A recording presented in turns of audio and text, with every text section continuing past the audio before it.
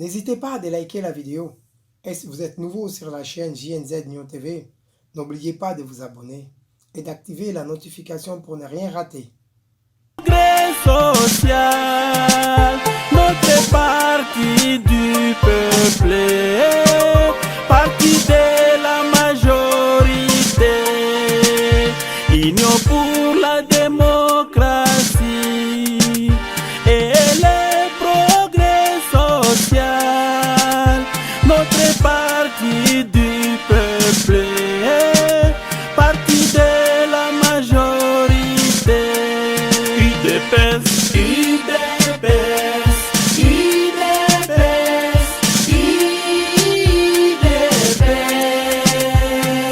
UDPS,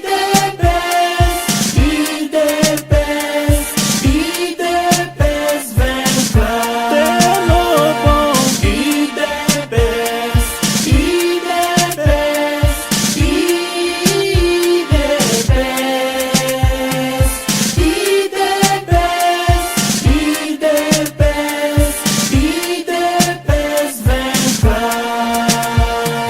combattant de l'UDPS,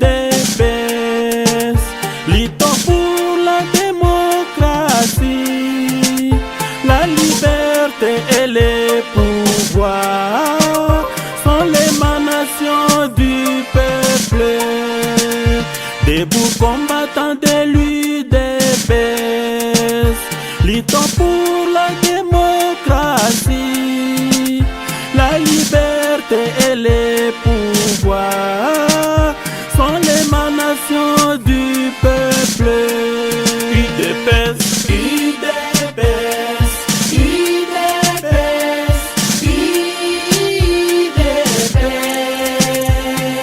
UDPS,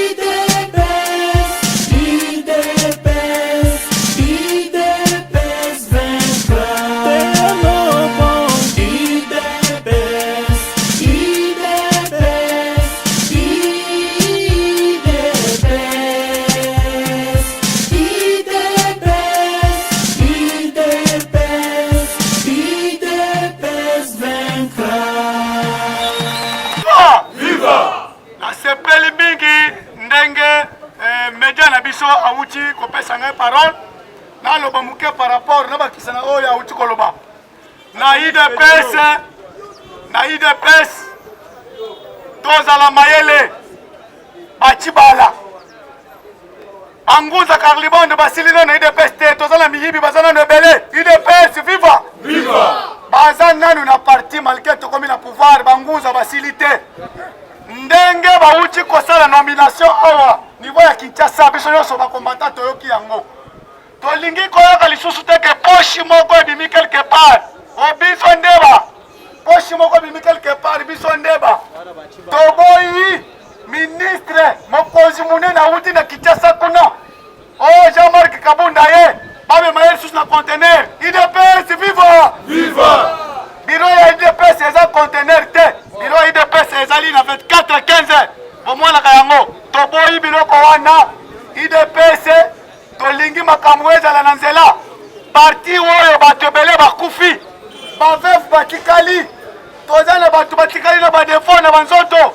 mpona parti oyo bakufi oyo ebele tolingi te o groupe ya bato moko boye ezongolo bakendaki kozwa bakendaki boye mpo tozoyoka deja bamususu bazokonteste décision oyo euti na Kim balingi baproclame empire na bango apart IDPS viva viva makambo wana tolingi yango lisusu te na parti oyo akose proteste contre décision oyo eswami na Kinshasa aza mungu na IDPS boyebi sor ya un traître na barabe babengaka traidor mutu oyo azotrahir boyebi sor na ye boyebi ndenge basalaka ye tomona IDPS elekaka bakadre ebele ya parti oyo batrahiraka parti même na niveau national toyebi sor na bango boyebi ba Jean-Baptiste Bomanza ba Gaston Dindo boyebi bamoleka sor na bango mpo na trahison oyo akovoya décision oyo euti na Kinshasa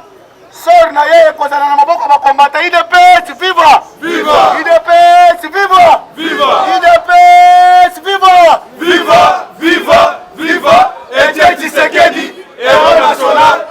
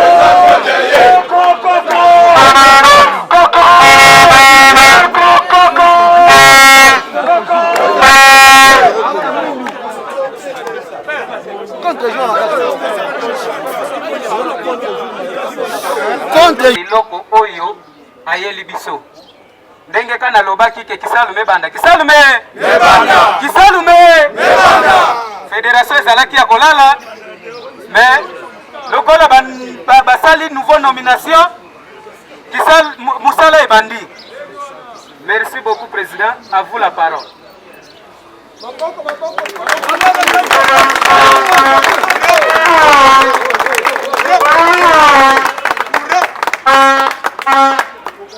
IDPS viva!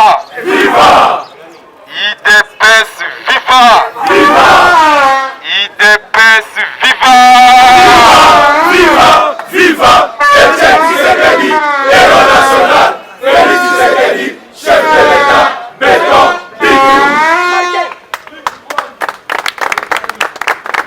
d'abord, Topesi, merci et belé. Na parlement de Bouya Ami Congo na ndenge bayambi biso mukolo ya lelo na parlement na biso de Bouya Ami Congo eza premier parlement de Bouya ville ya Matadi.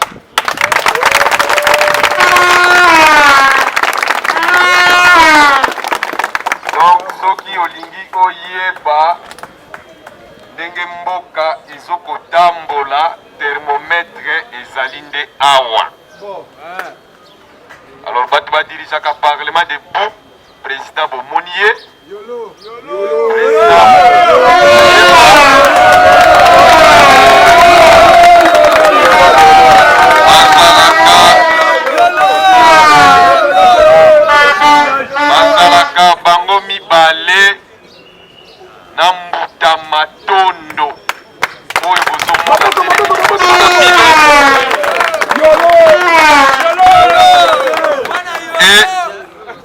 Parlement de Bouya Boye à Tabinomoko depuis 2006. Pour Oyo Bakondia Parti Balobite, Parlement de Bouya Mi Congo, Bango Pe Fobazala honoré. Parlement de Bouya Mi Congo Pe et Bimisi, secrétaire fédéral à la personne Yambuta Matondo.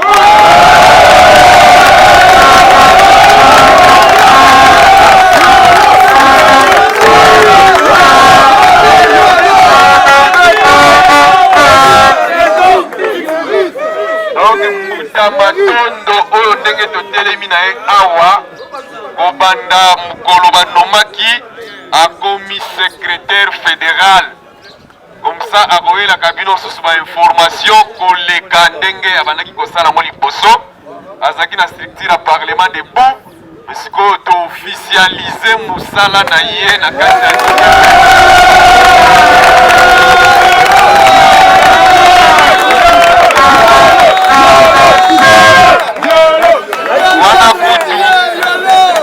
wana kutu bomoni nano eloko te wana eza ebandeli ya masolo. Parce que tozokende liboso makambo ebele ya malamu ezali koya. Nalandi président ya parlement debout, président Mayamba. Nalandi maître Balthazar, avocat na biso. Depuis tobanda makambo tokangami mingi mais à tout moment tozalaki na problème na justice. Maître Balthazar ataza na poto soko bengi ya kozwa vola zongi po ya kotraiter likambo ya combattant esila yango nga pela lingaka ye mingi.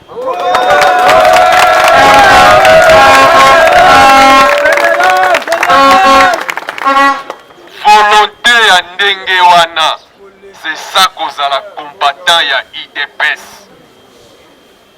Alors naspandi kaka place ya sukeli place maître Balthazar asukeli abeti lisolo tolite mingi ti parti oya biso IDPS tokomi na pouvoir ngana bandeli kaka wana masolo ya kala toyoki yango ngana bandeli tozwi pouvoir babatelaka yango. Eloko eleki pouvoir ezali te pouvoir babatelaka yango. Kobatela pouvoir ezalaka na discours te. Kobatela pouvoir ezali na kosala musala malamu. Donc biso bato ya IDPS parti au pouvoir toza na obligation na devoir ya kosala musala malamu. Pour te battre la pouvoir oyo. Dolobi na 2023 faiza la biso. Na 2028 faiza la kaka biso. Ils en a 2033 kaka biso. Donc alternance kaka na kati ya IDPS. Neye to mona na Afrique du Sud lelo Zuma, le lobby wana kuna ezalaki Mandela ye moko tabombeki azui Zuma azui Ramaphosa. Donc bana biso pe il faut ezala ndenge wana. Mais pour comme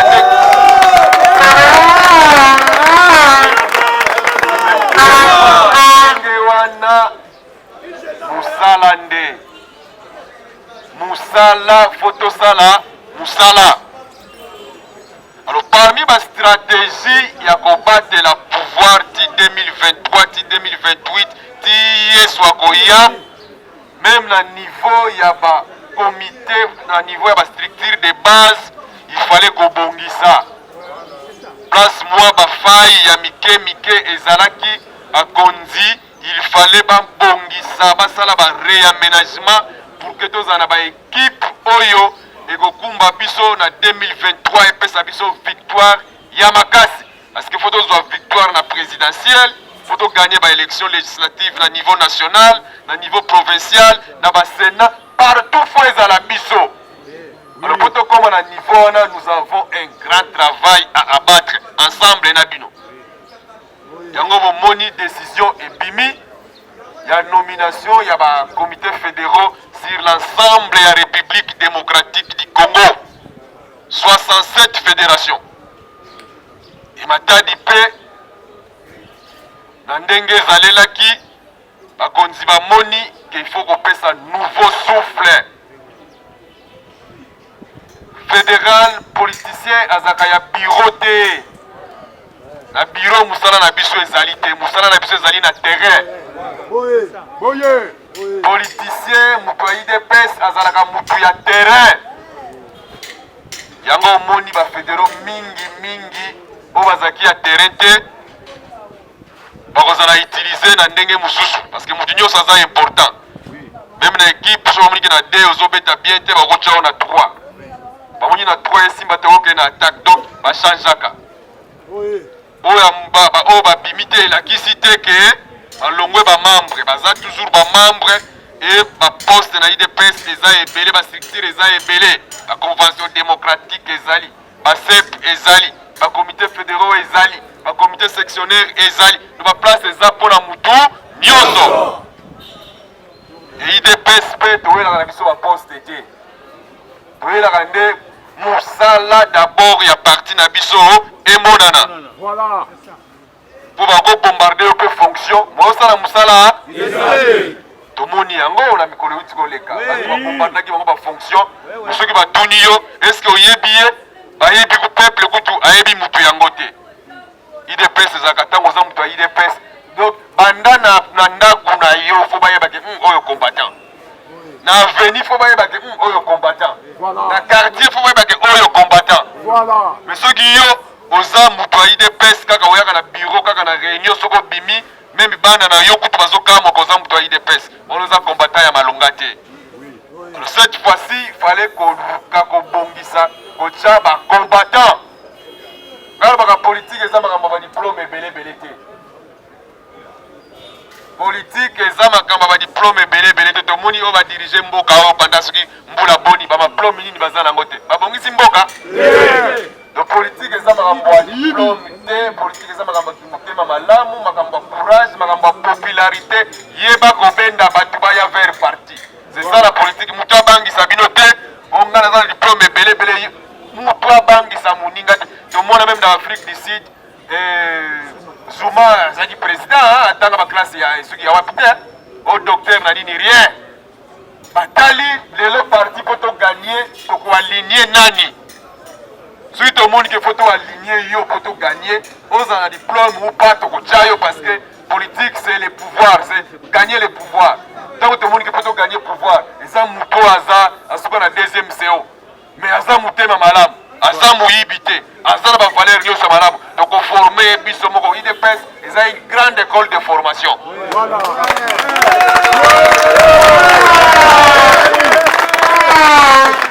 Je vous dis, bon, ça la partie, c'est une grande école de formation.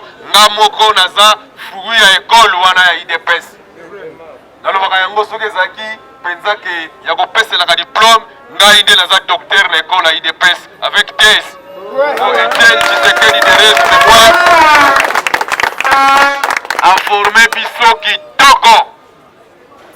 Yango bomoni même tango akufi na ye parti moyen kufa eza une école où tozwi formation ya kitoko eti lelo parti ezoko continuer tozwi kutu pouvoir etoko conserver yango mais maître na biso akufi mais biso totikali na idéologie na ye faut to pérenniser yango to transmettre yango pe na bana bazali koya po mboka na biso ezala toujours dirigé na bato ya motema malamu po baza na volonté ya kotombola mboka oyo. Voilà mosala makasi tozali na yango. Do bato babimi bafédéraux c'est bon, félicitations. Mais na IDPS tolobaka kozala cadre eza privilège te. Okanisa te keno tokololata baveste totie cravate tokoti na babureau climatisé bavoiture te. Biso eza privilège te. Charge à bacombattant, charge à mboka eza na maboko na bino. Travail sur terrain eza na maboko na bino. Il faut que sala musala avec vitesse parce que tozo poussana na 2023. Mutu moko te akar abanda kodo banda nomination ebimi musala pe bandi. Chaque fédéral na quartier na yé, il faut tout le monde que IDPS ezali. Na avenue na yé, IDPS ezali. Nous allons posa ba leader bazangi bakitazaka yé moko azako. Donc tant ba bengi yo leader, un fédéral c'est un leader. Donc il faut battre dans la simana yo. Tant que tu bengi ici, rassemblement IDPS, marche IDPS, meeting IDPS, ce qui chaque moutou a été dans 30 personnes, au moment que en rien de temps, tu as tondi, et les lieux comme ils facile de répéter en RDOS. Natang on a biso, ce n'était pas facile, il y a un binogo ya tout ça dans parce que le téléphone est à la quitter, WhatsApp est à la quitter, Facebook est à la quitter, télévision est à la quitter, RTNC. On appelle tout le monde les RTNCT. Donc on s'est communiqué les informations de bouche à l'oreille. Nous allons appeler Vietien à Manosala. Na téléphone rouge kaka mais ce qui est tient à Bengisi après 30 minutes mboke indi. Alors biso tozana excuse parce que biso doit la facilité les modernité. Téléphone ezali, ba chaîne nyo ezali, makambo nyo ezali. Nous autres Bengisi, il faut battre ya ebelé. Parce que il faut tout banda ko préparer population na biso ayeba nini IDPS alingaka. Comment to bongsela mboka na biso? Comment voter? Parce que le monde qui peuple ma élection les déjà tout ça déjà 3 cycles électoraux mais tu vas toujours koye baté ba voter ka ndenge nini. Voter président Félix mais au moment où voter mutu mususu na députation. Parce que lelo ta ba président so sala bo été mais yonde mutu sala qui erreur. On voter na yo yé mais on voter député na été. Ce qu'on a majorité na parlement azana majorité té. Le mambo mususu moyen ça nango directement exacté. Heureusement qu'il y a encore stratège makasi. Azo sauter ba piège et azo kamouisa. Même le président Moukili Mobimba bazo kamwa mais comment on peut s'en sortir dans la situation où Zali na yango. Alors on linga jamais en 2023 président za sous la même situation. Donc bisonde na bino to kosala effort situation na échanger. Comité fédéral asike bimi tolobi musala ebandi na terrain faut ko tambola na terrain koyeba ba base na biso nyonso bayeba ba fédéraux na bango ba fédéraux pe bayebi ba mususu te bayeba na batuana awa na yebi quelques fédéraux ba monani awa to kopesa bango juste mbote ava to continuer ma solo fédéral matondo déjà na la kisibino yaza fruit ya mi Congo. Eza récompense na parlement de Buko ya biso na mi Congo na musala esale maka awa yango moni mbuta matondo akoti na comité fédéral beto betela ye maboko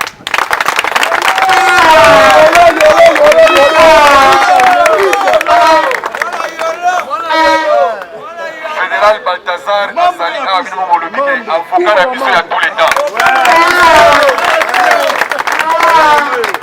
Donc la comité fédéral au leka azalaki toujours kwa saka musala na yeye kitoko na OEP ye azali kaka po bino moko réclamer que avocat yeyo otoko perdre avocat na biso des fois azala kaka pasa na biso musala na biso kitoko.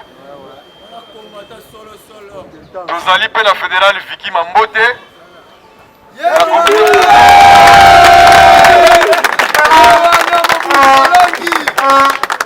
la comité fédéral ya kala azalaki na OEP azali c'est que asala musala na yeye malamu aza combattant ya terrain.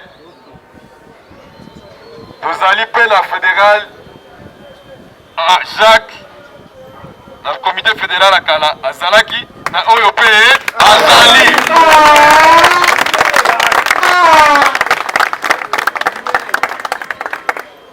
tozali na fédéral Angelino Nzati aza yewa na kuna ya telemeli na ye kuna apesi mbote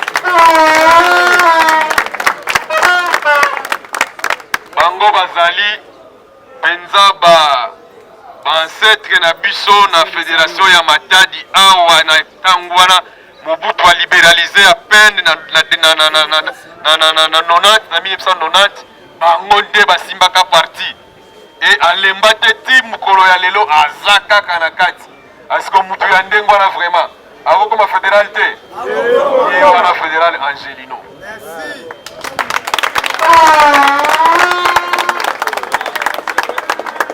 tozali mpe ndenge tolobaki parti il faut eza na souffle, il faut eza na vitesse ya travail. Bamikolo ere moko boye soko oyebisinga kita na ndimba Antoine monikaka mokelenda ve mikolo aza important, bajeune mpe baza important, et surtout que soko otali population congolaise dans sa grande majorité eza bajeune. Donc lelo ekomi do même temps président azosala gouvernement azoinsiste wapi bajeune oyoka sukuna wapi bakamba parité. Donc on ne peut rien faire aujourd'hui en ignorant la jeunesse. Bobango nde soki place wana nga na okokoma te na koyebisa bapa jeune tala omoni kuna yo souffle eza nanu koma kuna sala mosala wana akosala yango mpe kitoko. Yango omoni bajeune bakoti po baya korenforce biso bakolo po mosala ekende toujours liboso. Tozali na fédéral ye kuta azalaka tia communicateur na biso depuis kala na bareunion nyonso ya IDPS